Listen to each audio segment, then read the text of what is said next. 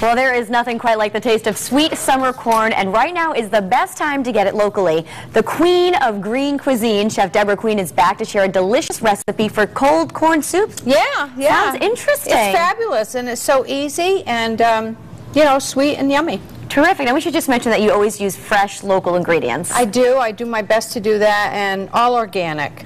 I don't believe we should put any poisons and pesticides into our bodies. We should keep them as clean as possible, and they function better and not as much chance of disease later on in life. All right. Good words to live by. Yeah. And this is the ideal time to have corn, isn't it? Yeah. Look at this beautiful sweet corn from my brother Jerry's garden. Oh, just picked yesterday. Nice of him. Yeah, it's wonderful. And, you know, it's so versatile and useful. Every bit of the corn is used from the stalks to, you know, the husks, everything. Yeah, I got to ask you, when you're in the grocery store, how do you know you're getting a good corn cob? Well, one way is if you take the corn and you peel it back and they're firm, and then you take your thumb, those grocers out there, you take your thumb and you put your nail into it. If it bursts with a liquid, it's nice and fresh and lots of that's a great juice in there, and that's the sweetness. Once corn is picked, the sugar starts converting to starch right away. And so the thing I love about corn is that it can be used for everything from grits, like breakfast food, to appetizers, bread, soup. Even alcohol, they use corn. Well, yeah, they even make it for that. But salads, salsas, entrees, everything. All right, well, let's get started here. We're going to start. You're going to make the chili oil, which is going to be the finishing touch on one of the finishing touches on the soup. So you're going to put it into a jar. And what type of oil are we putting in here? That's grapeseed oil. Okay. Grapeseed oil has no flavor, and so anything that you put into it will infuse its flavor into the oil. Okay. And then you'll strain it. Yep, you just shake it up. Yeah, and you leave it in the fridge for a month. We have a nice example of it here. That's such a pretty bottle. Yeah, this is one of my favorites.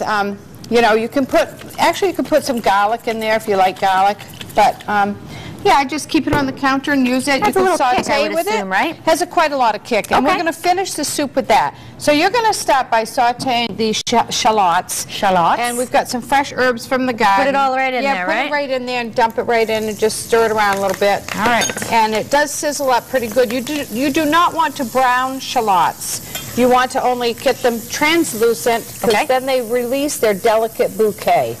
I didn't know they had a delicate bouquet. Yes, they do. And so you want to season it with a little salt. Okay. And a little fresh cracked pepper. It's already starting to smell good. Yeah, if you turn the pepper mill 10 times, you've got 1/8 of a teaspoon of pepper. Okay. Now, what we did here was we cooked the corn in a little sugar water. And you mentioned that sugar water, actually. I would have thought to put salt in the water. Everyone thinks that, yeah, but sugar actually brings out the natural sweetness of the corn. I mean, you don't have to go crazy, and for diabetics, they may not want to do this, but you could even put honey, I suppose. But it just really adds to the simple sweetness of the corn and brings out the nice taste. Okay. You could add a little salt if you wanted to. So the beautiful corn, you'd cut off the niblets you're going to cut off. So I'll give you one of these, and you can do that. Okay. All right. And you just take it, hold the knife, kind of like this. Am I doing it so wrong? that you're not like, Okay.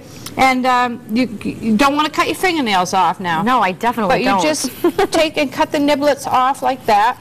So once you do that, you're going to put them into this bowl. Okay. And your next job, while I'm blending up a little bit of soup, is you're going to snip these chives. So fresh chives should be snipped as opposed to cut with a knife. How big are they supposed to be? Just cut them up like that. Just snip them off. Okay. And that's part of our garnish too. And don't forget to saute those shallots. Yeah, I'm supposed to be doing all this. Because you don't want them to burn. I'm trying to multitask here. You have to. In cooking, you got to learn how to do 5 or 6 things at one time. All right, I'm taking the corn off the cob here. So I started over here. I put some of our milk, the old-fashioned bottle whole milk, organic, everything organic, and I put it in here with about half of our corn. Okay. The recipe calls for 5 cups, so about half of that went into the blender. And so you see the beautiful color. Yes. And I don't want to get any on your dress, but that's okay. Just be careful here. But you are going to strain this through this cheesecloth and this sieve. All right. And I'll start another batch while you're doing that. Just to you're really putting me to work here, Chef Queen. You know, if you're going to be my sous chef, Teresa, you've got to be busy. All right? I don't know if you want me. Am I doing this right? We don't want you in the office later having to write you up now. So, all right, so this is beautiful. All right, that's all sauteed. Oh, it's beautiful. It is Good. gorgeous. All right, yes. so why are we doing this? We are doing that to, in this particular instance, I mean, you could have it really thick and creamy if you wanted it to, but we want it to just be a nice thin soup, very clear, beautiful, and then we're going to add some of the corn niblets as a garnish, so it's like a thin, it's a creamy thin soup, I guess you'd say. I don't want you to get mad, but I haven't gotten to the chives yet. You will. Okay. Okay. We have about a minute left. So we just take out the cooked stems from the thyme. We put it in the blender, typically with your bottle of milk. All right. Okay. And so the recipe calls for, I I'm think, doing these little haircut here. 4 cups. And then we put the corn in. Very simple, very quick, very easy. Cover your blender. Okay. Season it with a little salt and pepper. But that's it. You just put it through and it's done. So it's really not too hard. No, this is probably the hardest part, you know. There's a little trick to that too. If you go back across like this and cover as much area as possible. And really, if you like it thick and creamy, you don't even have to really do this part. But I like it nice and I like thin, it, right? Yeah, and with the niblets. It'll look nice with the garnishes. It will, yeah, and it'll be nutritious and healthy. Tons of vitamins in corn. Okay. Potassium, magnesium, all kinds of folic acid. Lots of good stuff in there. All right, Chef Queen, can you stay till the end of the show? Because I know we want to put this together and give it a shot. Absolutely. All right. And I'll help with puree in this. Because I'm not doing a good job. Yeah, I okay. tried. I gave it my best shot. But, you do a nice job, Teresa. Thank you. If you want Chef Queen's recipe, all you have to do is go to our website, WTNH.com, and click on Style and stay with us. We are going to taste it at the end of the show. But coming up next, it's a local band that will have you on your feet. Sister Funk performs on Stage 8 when we return. Stick around. Thank you.